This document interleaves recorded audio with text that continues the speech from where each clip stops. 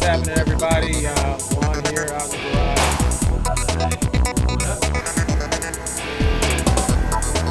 And hopefully I don't break anything along the way. As always, something has to change when I'm doing this. So, work it out. Because I'm super excited about it.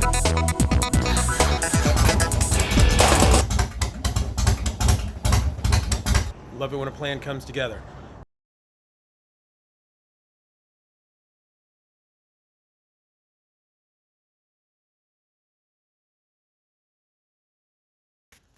Okay, so for real, how sad is this?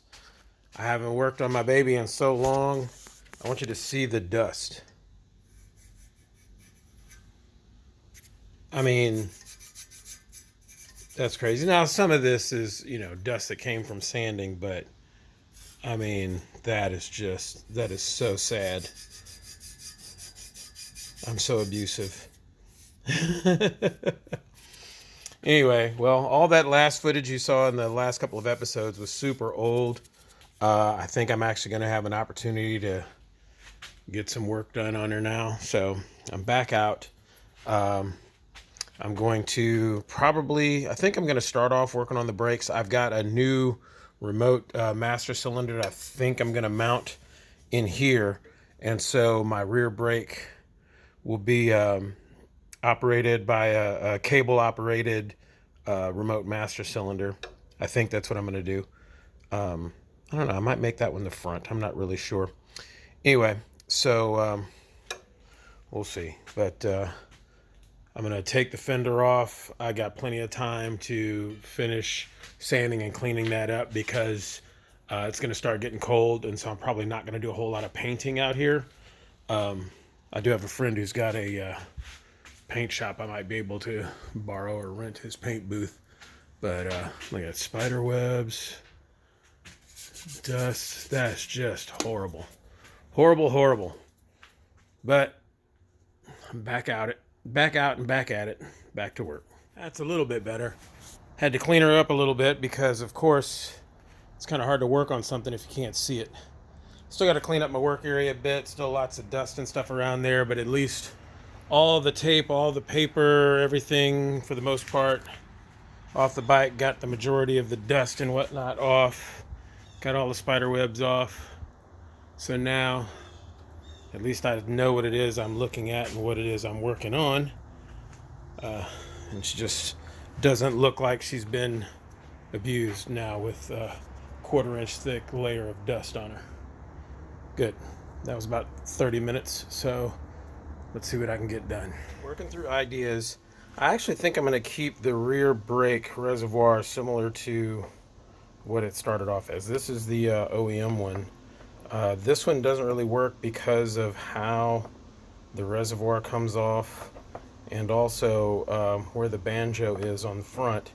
It's at a weird angle, so it hits down here, and I'm trying to avoid that.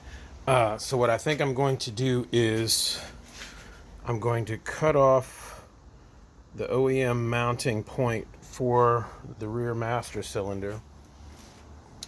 I think I'm going to modify it. This one, the overall length is the same. It's just that this one, the mounting tabs are on the bottom instead of on the top. And since I'm going to cut off that one piece, I'm going to lower it, and I don't have to worry about the threads. I just have to drill holes through it because that's just a bolt that goes through there. That's not threaded. And this I actually got just because I wanted the top to use on a bike that had a broken brake reservoir, because you see that's actually broken off of there. So what I'm going to do is get another one of these with a nipple that goes straight up so that I don't have to worry about the reservoir coming off the front, or the hose coming off the front and going up like that one. So the hose has to come on here and then turn and go up, and it just takes up too much space.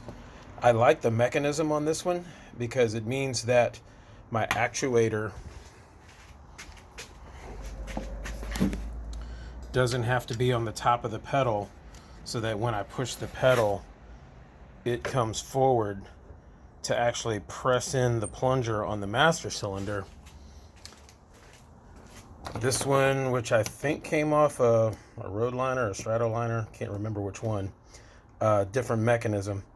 I'm not sure that I can use it. I'm gonna look and see if I can play with it and use it a little bit, but I can't use this whole one because the way the fitting comes off the front, I have no choice but to bring the brake line off the front as well, because I think this one was actually set up to operate backward, I think.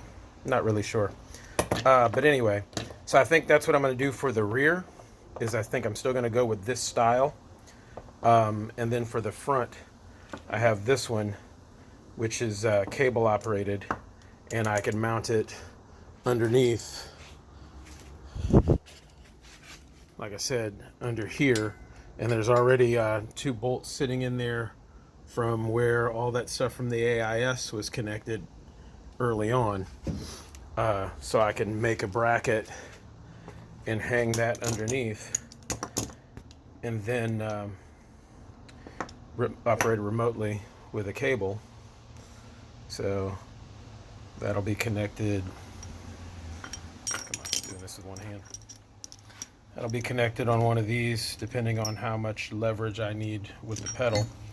I'll have a mount somewhere, a brace to hold that in place, so when you pull the cable, it doesn't pull the whole thing, it just pulls the bracket. And it's awfully long.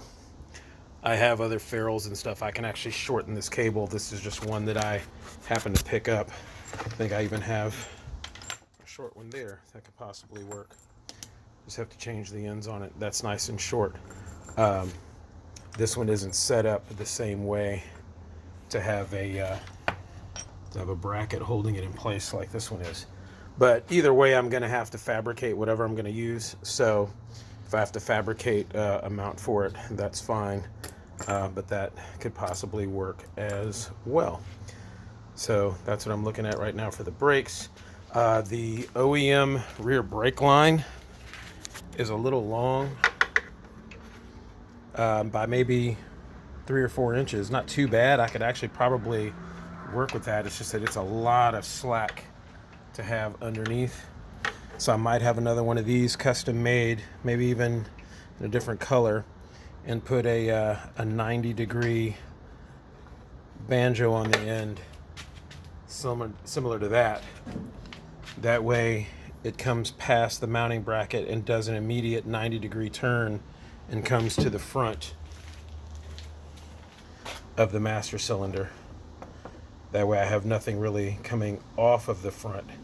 It goes immediately back and then, or in toward the bike and then back toward the rear. All right, keeping it pushing. So I went ahead and cut the OEM mount off. It's at something like that. But you see, that was curved all through here, and then the points at which the bolts go through also stick out. So that was really kind of awkward. So I went ahead and cut that out and reshaped this. Now what I'm going to do is I'm going to weld a piece of metal onto there that is flush instead of offset, like that one was offset like so. So I'm going to weld a piece on that's flush, and then what I'm going to do is, as you can see, I've got this whole thing taken apart. Let me put that back on there. So the brake reservoir will sit something like so.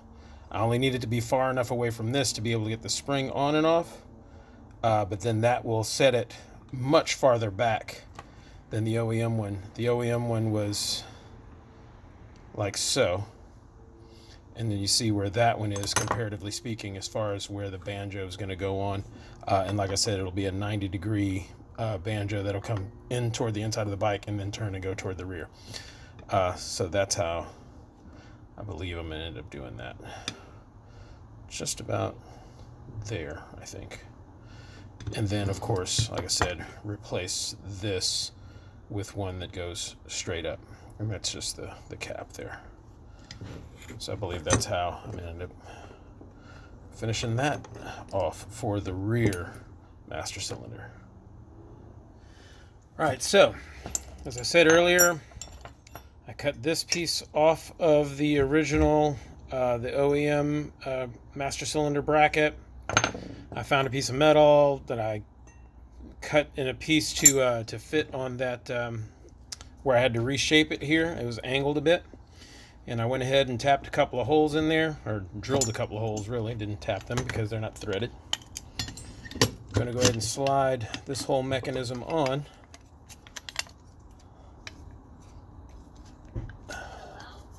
Come on, get on there. And with this on and in the up position, oh, look at that, I actually lined the holes up. Amazing. So then that is going to be my new rear brake reservoir, which is considerably shorter than the last one, and will still function the same way as it did for the rear before. All right, got everything drilled, lined up. As you can see right here where I welded it, there's not a whole lot of room beneath the hole for this bolt to be able to, or excuse me, for the nut to be able to go on there, and I may even go ahead and tack that down and weld that nut in place.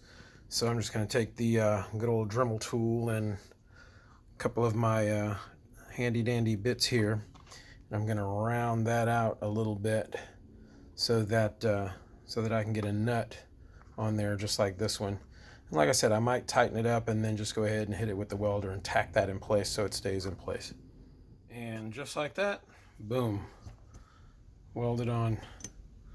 And since that's going to be painted black, then I don't have to worry about any little flaws in the overall look. Easy peasy. Okay, so now I have to mimic this arm right here. When you press on the pedal, this rotates down, and then when it comes back, that's the stop to stop this pedal where it is here. There's a spring that goes from here to here, and on the back side, I believe that's where the brake light switch connects to as well. So I'll have to figure out how I'm going to do that, because this will be the front brake, this will be the rear brake. So when I mimic this, I'm going to have to put that hole there too for the spring for the brake light switch. So I've got a magnet on here holding the pedals, what would be flush. You know, if they're sitting up like this, they'd be flush and not one sitting above the other like that. They'd be flush. That way when I line these up and they stop, they will stop at the same place. And there we have it. A few minutes on the bandsaw, some rough measurements, and some flap wheel to smooth it out. A couple of slaps with the hammer on the vise, and we have a brake pedal stop. That'll line up right around there. I've got some marks there for approximately where it's going to be welded on, and it will function the same way as that one does, so that once the pedal is depressed, it's spring loaded. So let me see if I can take this magnet off. When you press the pedal, should have this camera on a stand, it goes down, and then it's spring loaded to bring it back, and it stops there, won't go up any farther. Now while there is a spring on there, the plunger for the master cylinder is also going to push it back. But now this one will function the same way. When it's pressed, it'll be spring loaded. Again, the brake master cylinder is going to have something that's going to pull it back, but then that's where it will stop once I put this on. Cool, cool. All right, I'm going to try to shoot this from the other camera. So here is the almost finished product. As you can see, the pedals are just about completely flush, and I can adjust that by adjusting this bolt here to adjust where the front brake pedal sits to make sure that they're even. So I've got both my pedals here. The top one is front brake, bottom one is rear brake only, and when you hit both of them together, it will apply both brakes at the same time. So on the bottom, this is the original brake pedal stop. Obviously it wasn't here because this pedal wasn't here. But then this is the original spring to hold that. And what I did, I think I got metal shaving caught in my finger, is I created this pedal stop for the rear brake. And so now it has its own place to stop right there. And it's very close to that spring, but it's actually not touching the spring. And there's no time that I'll be applying the front without the rear. So even if they do touch, it doesn't matter because they'll both be applied at the same time anyway. So almost there. Now I have to put a hole in here because I think this is what's going to end up being the spring location for the rear brake light switch. So that'll go there. I have to put a hole here because it's going to need a return spring as well. And I think what I'm going to do is I'm going to grind this weld off, put a longer rod in that comes to here, put the same type of divot here so I can put a spring on this one. So basically I'll elongate this rod that the spring is attached to so that I can have it for this spring and for this spring. That coming along. And then, like I said, I just need to order a new reservoir connector that goes straight up instead of one that went forward. Boy, oh boy, fabrication. That's always what takes the longest time. That's 2 days I've been working on just these couple of small things. But in the end, when it's all finished and I've got everything smoothed out and prettied up the welds, we'll be good to go. Out here again, working on the brake. So what I had to do is I had to extend the rod that the spring is going to go on for the pedal return. But instead of grinding this off and putting a longer rod in, what I did was I took a bolt and I drilled out the top to the same size as this rod. And I've got those connected. I used a drill and a grinder and basically created the slot just like that one for the spring. And so now this rod is now long enough to have the return spring for one pedal. And I have to go ahead and drill the hole here on the side there for the return spring for the other pedal, and it'll just lock onto there. I think I have a spring around here somewhere to use, so we'll have to find out. So I'm gonna let that finish setting. Right now I just have JB Weld in there, which would probably be enough because it's just a small spring, and the spring is not really the tension on there. It's actually the pressure against the master cylinder. But I think what I'm going to do is I'm just use that JB Weld in there right now just to keep it locked in place, and I don't have to worry about holding with magnets. And I'm going to go ahead and tack weld it on there on the sides just to give it the extra support. That's where we are right now.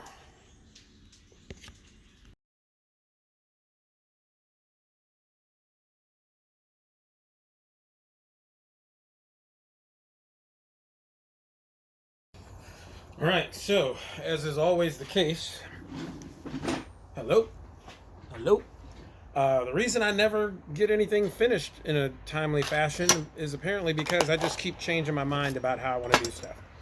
So I've been working on this dual brake system for the longest time, and I'm on like my 4th or 5th iteration of this, and I had actually resigned myself to saying, you know what, the hell with it.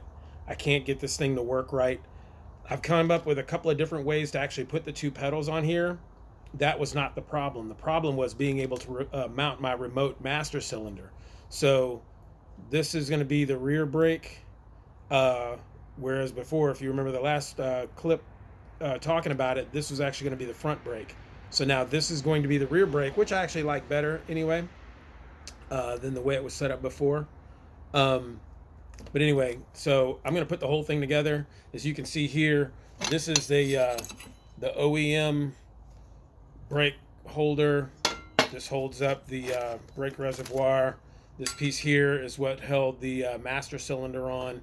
But the master cylinder and the brake fluid reservoir sit too far forward for the lowers on the bike. So this is another one. I cut the whole top part off. As you can see here, I cut that off. I welded on another piece of plate there, and I was able to lower this, pull it farther back, and this plunger is actually a different size than OEM. This is broken off. Don't worry about that. This I have to order the new part for the reservoir. So here's what I've done now. I took the pedal that I had made, but then, so before I get into that, the problem I was having is that I had this one here, and this is what's going to be the front brake, this is the rear brake, and I had these like this, which is fine. There's nothing wrong with that, except that the placement of the pedals meant that for me to have this as the front brake pedal, it had this piece on here which actually actuates this plunger, and they were welded together, very similar to this piece here on there. Whatever, there's a lot going on, but I didn't like this pedal using this master cylinder, so I had to change it so that I could use the rear brake pedal. Yeah, a lot going on here. The rear brake pedal on the outside, but to control this piece to actuate this.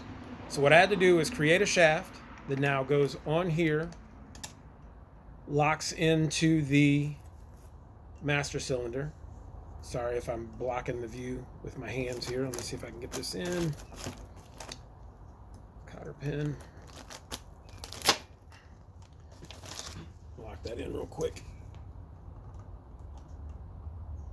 Come on. I just want to put you in here so you don't go anywhere. All right, that should stay.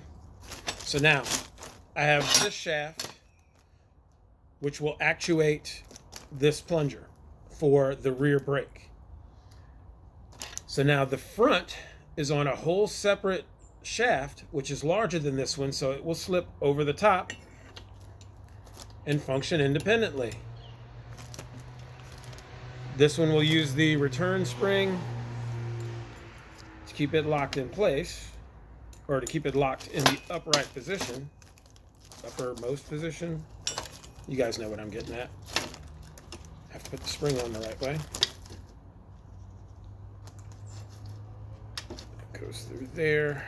This wraps around.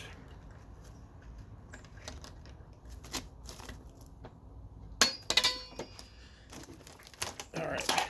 So now this pedal moves independently, and in the hole here on the pedal stop is where I will put the cable for the remote master cylinder for the front brake.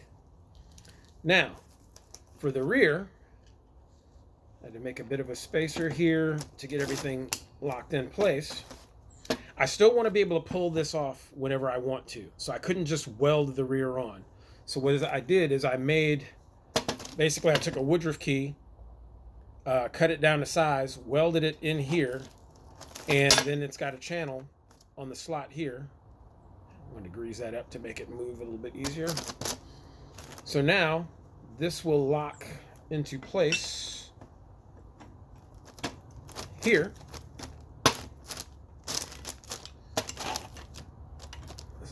Let's see if I can do this. Of course, since I have the camera going, I'll probably have all kinds of problems and not being able to get this to go on, right? Let's see if I can get the clip on here without it flying away like it did twice on me yesterday.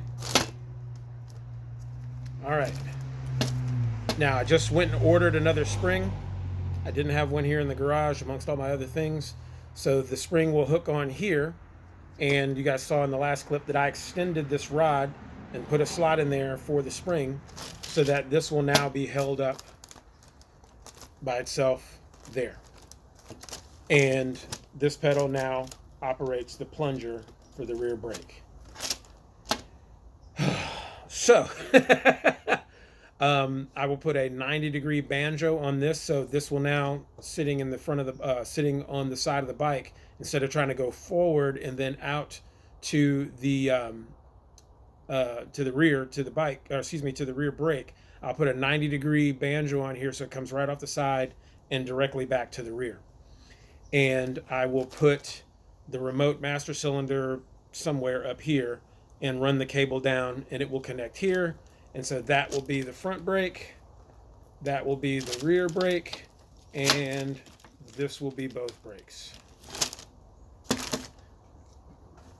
I think that's it. I don't think I'm going to make any more changes. I think that's it. There's a lot of fine tuning and adjustment that has to be done in order to make these stay lined up. One of these things needs to be bent. I think when I was breaking the old welds and stuff loose from the way I put it together before, I ended up bending one of these levers, so I need to straighten it out. But I think that's the final. I think we know that I say that all the time. I think this is the final version of it. It'll have to be cleaned up a little bit. There's a bunch of rash on here now from being in the vise and some other stuff, but it'll need to be cleaned up, and I believe that will be my final version of it.